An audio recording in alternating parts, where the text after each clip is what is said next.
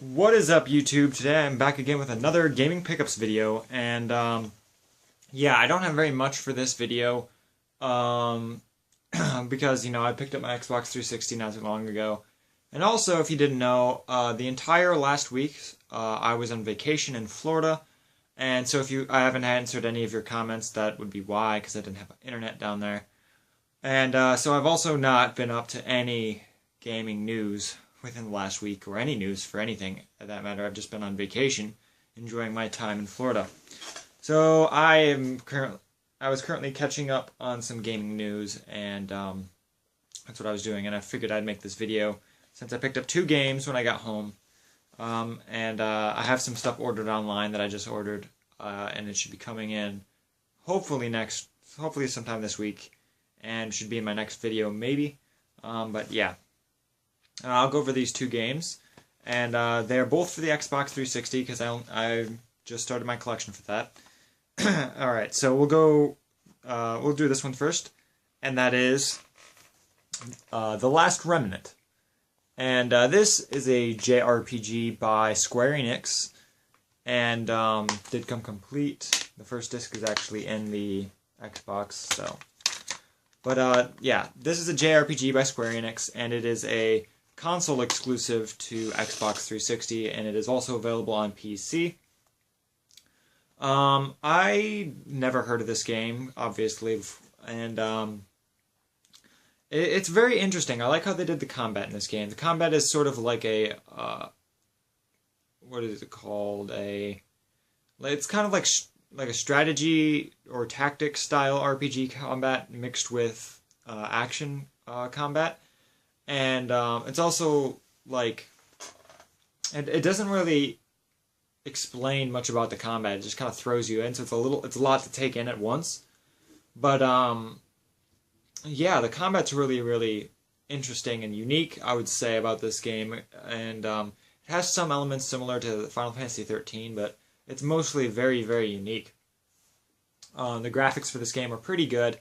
There's a lot of texture pop in for this game though. Which I've noticed, so that's kind of like a downer, really. I don't like really texture pop. But yeah, there's some of that in there. This also, I believe this also only has English voice acting, which is, pretty typical of Square Enix. They don't normally give you the option to choose. But yeah, the cover art is really what drew me in about this, and since it was only on Xbox, on consoles, I decided to pick it up and, give it a try, since I am a big fan of Square Enix games, so the story seems pretty intriguing. I'm interested to see where it goes. Yeah, but there's like a ton of cool stuff that you get called remnants, and they are like weapons or other things that have special abilities, I guess. I didn't play too much of it, so I don't know the whole scoop about it, but it's interesting, and I'm looking forward to playing it. So. And I drop it on the ground. Awesome. It's fine though. And the last one I got was actually, I think, a launch title or a launch window game, JRPG, and that is called Enchanted Arms. This is by Ubisoft, and basically, it's a tactics style, well, not tactics, strategy RPG, I would say. If you've ever played Disgaea, it has the same kind of combat as Disgaea or Record of Agarest War. That general style of combat. And, yeah, the voice acting for this game is, I would say, subpar. It's not terrible, but it is subpar. It feels very early voice acting, which is kind of odd for a game that came out in 360, even an early one. But, it does have decent graphics. They haven't aged very well. It is an early launch window game, so you don't expect like the best graphics. The story seems alright. It all kind of just seems like an okay game. From my first impressions of it, I played a couple minutes of it, and it all just kind of seems eh. It may get better as time goes on, but yeah, I'm not the combat is not my favorite style of combat. I prefer the action style or the full turn-based style rather than the grid-based Disgaea strategy combat. yeah, so it's an interesting game. I'm glad to have it to the collection since it is an Xbox 360 exclusive.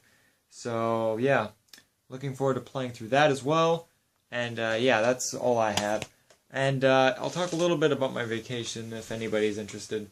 I went to Florida and Orlando for a whole week, and oh, excuse me, and visited Universal Studios, and just visited the shops and whatnot. I had a really good time. It was my first time being back to Orlando in like 7 years, so they have a lot more stuff at Universal than they did when I was last there. Actually, when I was last there, they had just started building the Hogwarts section of Islands of Adventure. And that was complete now, and that was interesting to go check out. I actually preferred the other side's Harry Potter section, though, because it was much more in-depth, and you could go into a lot more of the shops and stuff, and it was all much more interactive than, I would say, the other side. And they had a lot of new rides. They had the